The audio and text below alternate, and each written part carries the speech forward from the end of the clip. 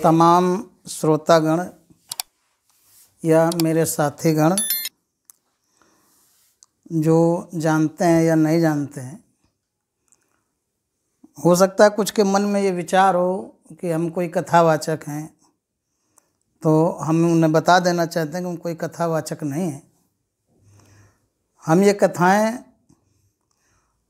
अपने उन तीर्थ स्थलों पे बोलते हैं जिन तीर्थ स्थलों पे हम यात्रा लेके जाते हैं।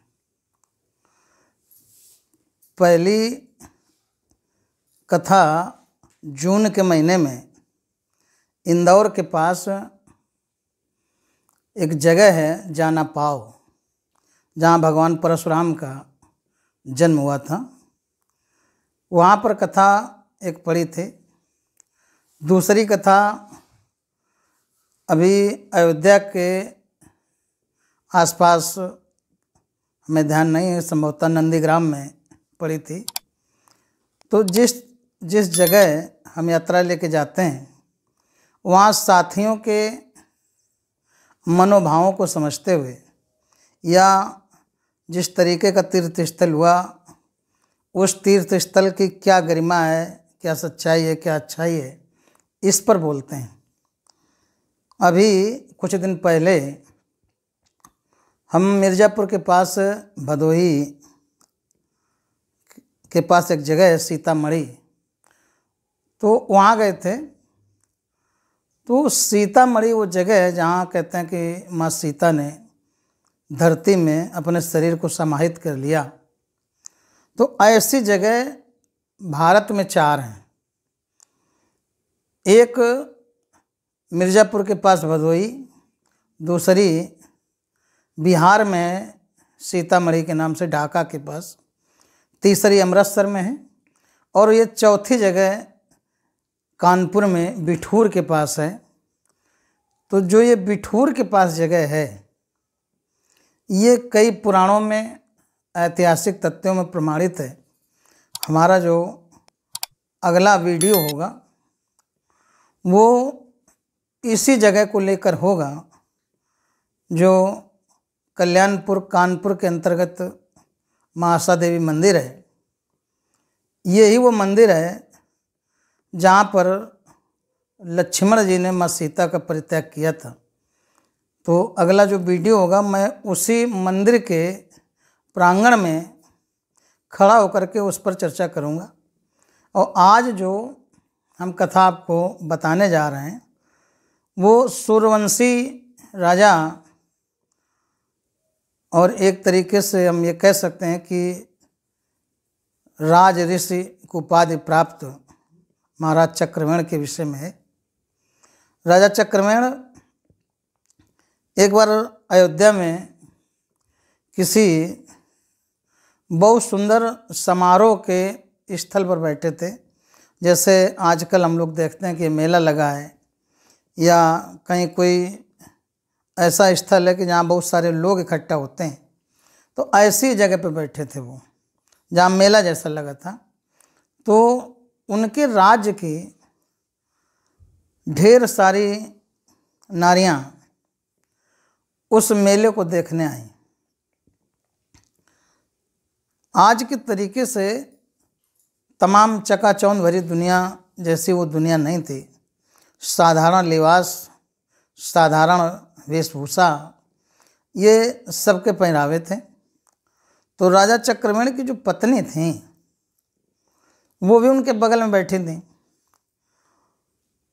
तो जो राज्य की और नारियां आई थीं, उन्होंने जब रानी को देखा, तो रानी से उन्होंने कुछ ऐसे शब्द कहे जिसमें नारी हट जाग गया। दुनिया में 3 हट बताए जाते हैं, राजहट, बालहट और त्रियाहट। तो उन शब्दों से जो नारियां वो मेला देखने आई थीं, रानी का त्रियाहट जाग गया, राजा चक्रवेण की पत्नी। और बात ये थी कि उन जो औरतें थीं, उन लोगों ने कहा, उन औरतों ने, कि आप रानी होकर के नौकरानी की जैसे दिखती हो। और आपसे अच्छे कपड़े तो हमने पहने हैं और हम नौकरानी होकर रानी के जैसे दिखते हैं। तो ये बात राजा चक्रवेण की पत्नी ने जब सुनी तो उसको चुभ गई। उसने देखा कि वो जो औरतें थीं ढेर सारी, तो कोई जेवर पहने थी, कोई अच्छे कपड़े पहने थी, तो उनको ये लगा कि हम रानी होकर के और इतने साधारण वस्त्र पहने, इसीलिए हमको कह रही हैं। तो उन्होंने राजा चक्रवेण से कहा कि हमको भी आभूषण बनवाइए और हमको भी नए कपड़े चाहिए, और नए कपड़े चाहे बाद में मिलें, आभूषण हमको पहले चाहिए। और इस बात की हठ राजा चक्रवेण की पत्नी ने पकड़ी। तो पहले राजा समझाते रहे कि नारी का एक ही आभूषण है और वो है पति परमेश्वराय नमः।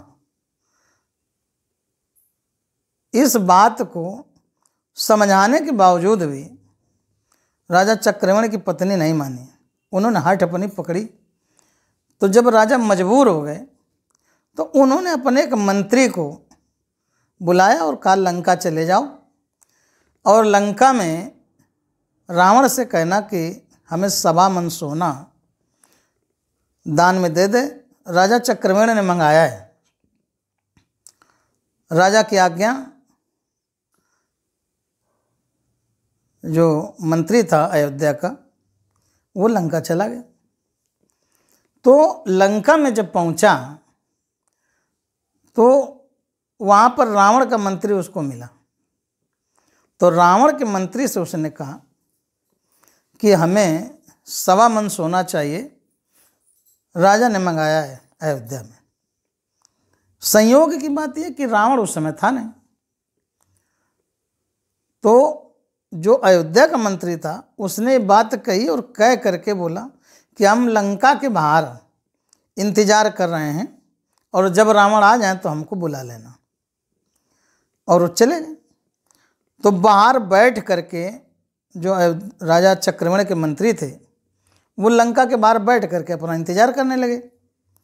और जब रावण आया लौट करके, तो रावण के मंत्री ने ये बात कही कि महाराज अयोध्या से कोई आया था जो 1.25 मन सोना दान में मांग रहा है। तो रावण को बहुत क्रोध आया। रावण ने कहा कि पूरे ब्रह्मांड से कर हम वसूलते हैं और हमसे वसूलने वाला ये अयोध्या में कौन पैदा हो गया। तो क्रोध से भरा हुआ रावण वो लंका के बाहर जहाँ बैठा था वहाँ पहुँचा और उसने ललकारते हुए कहा कि कौन है भाई। यानी हमने साधारण भाषा में कहा, अब उसकी भाषा समझ सकते हो कि कैसे कहा होगा। तो जो राजा चक्रवेण के मंत्री थे तो उसने कहा कि हम अयोध्या के राजा चक्रवेण के मंत्री हैं और राजा चक्रवेण ने 1.25 मन सोना दान में मंगाया है। तो रावण ने कहा एक तरीके के उपहास भरी भाषा में कि अगर तुम मंत्री न होते तो तुम्हारा वध अभी हम कर देते, अभी मार देते तुमको। तो मंत्री कुछ नहीं बोला। उसने एक बार फिर कहा कि सोच लो, तुम 1.25 मन सोना दे रहे हो कि नहीं दे रहे हो। तो रावण क्रोध में भर गया, बोला अब तुम जा रहे हो कि नहीं जा रहे हो, या तुम्हारा काम अभी तमाम कर दें। तो मंत्री फिर कुछ नहीं बोला। मंत्री ने क्या किया कि वहाँ जो समुद्र की जो बालू थी उस बालू से उसने लंका बनाई। उस बालू से लंका बनाई और तीसरी बार रावण से बोला, राजा चक्रवेण का मंत्री, कि अब बताओ, अब आप हमको सोना दे रहे हो या नहीं दे रहे हो। तो उसने कहा नहीं देंगे जाओ। तो उसने ऐसे जो लंका बालू की बनाई तो उसने कहा राजा चक्रवेण की दुहाई है। और एक तरफ का जो लंका का बालू का बना भाग था, उत्तर की तरफ का उसने ऐसे मारा और वो मिट गया। तो यहाँ बालू की लंका मिटी और वहाँ सोने की लंका मिट गई। रावण ने जब देखा तो एकदम से विचलित हो गया कि उसने केवल एक ही शब्द कहा कि राजा चक्रवेण की दुहाई है, अब बालू में हाथ मारा और सोने की लंका मिट गई। तो अगर इसने दोबारा कहीं हाथ मार दिया तो फिर लंका खत्म हो जाएगी। तो उसने कहा कि अब न मारना, हम तुमको 1.25 मन सोना दे रहे हैं। तो रावण ने जा करके 1.25 मन सोना दिया और उससे कहा कि ये बात अब लंका में किसी को मत बताना, तुम चुपचाप यहाँ से चले जाओ। रावण चला, वो मंत्री जो था अयोध्या का वो चला। तो अयोध्या में जब आया वो लेकर के सोना, तो आते समय राजा चक्रवेण नहीं मिले, उनकी पत्नी मिली। तो उसने वो दृष्टांत लंका का राजा चक्रवेण की पत्नी से बताया कि वो सोना दे नहीं रहा था। तो बोले फिर कैसे मिला? तो उसने वही बालू की लंका वाला जो दृष्टांत था वो बताया कि हमने ऐसे बनाया था और बना करके एक हाथ मारा और कहा राजा चक्रवेण की दुहाई है, तो बालू की लंका के साथ सोने की लंका ढह गई। तो उसने डरवश हमको सोना दिया है। अब जो त्रियाट था राजा चक्रवेण की पत्नी का, वो हट गया। उसको ज्ञान हो गया कि हमारे पति के अंदर कितनी ताकत है कि केवल इतनी बात कहने से कि राजा चक्रवेण की दुहाई है और लंका खत्म हो गई, तो फिर हमारे पति की तपस्या में कितनी ताकत होगी, रावण तो यहीं से खत्म हो सकता है। तो उसने इनकार कर दिया, बोले अब हम सोना नहीं पहनेंगे। बोले हमारे लिए पति परमेश्वराय नमः ही बहुत, हम नौकरानी के रूप में ही बहुत हैं, हमें महारानी नहीं बनना है। तब तक राजा चक्रवेण आ गए। तो राजा चक्रवेण से रानी ने क्षमा मांगी। बोले ये सोना चाहो जिससे आया हो, चाहे जिस परिस्थिति में आया हो, ये आप वापस कर दो। तो राजा बोले कि आपने तो बड़ी हट पकड़ी थी। तो बोले अब हमें हट नहीं पकड़नी है, अब हमें कर्जा भी नहीं लादना है। तो जैसे ही वो मंत्री आया तो उसी तरीके से वापस वो लंका चला गया और जा करके रावण को वो सोना वापस किया। और राजा चक्रवेण की पत्नी को ये ज्ञान हो गया कि त्रियाहट से भी आगे का अगर कोई चीज़ है तो वो है भक्ति। 3 योग होते हैं, राजयोग, कर्म योग, नहीं ज्ञान योग, कर्म योग और भक्ति योग। ये भक्ति योग सबसे प्रबल चीज़ है। अगर भक्ति किसी के अंदर समाहित हो जाए तो समस्त संसार की ये नाशवान वस्तुएं वो पल में अपने वश में कर सकता है। तो आज की कथा त्रियाट के संदर्भ में जो थी यह समाप्त होती है। अगली कथा में हम आपको, जहाँ पर लक्ष्मण जी ने सीता जी का परित्याग किया था, उस स्थल पे ले जाके आपको दिखाएंगे और सुनाएंगे भी। जो लोग हमारी इन कथाओं को सुन रहे हों वो हमारे चैनल को सब्सक्राइब जरूर कर लें, लाइक भी करते रहें। जय श्री राम।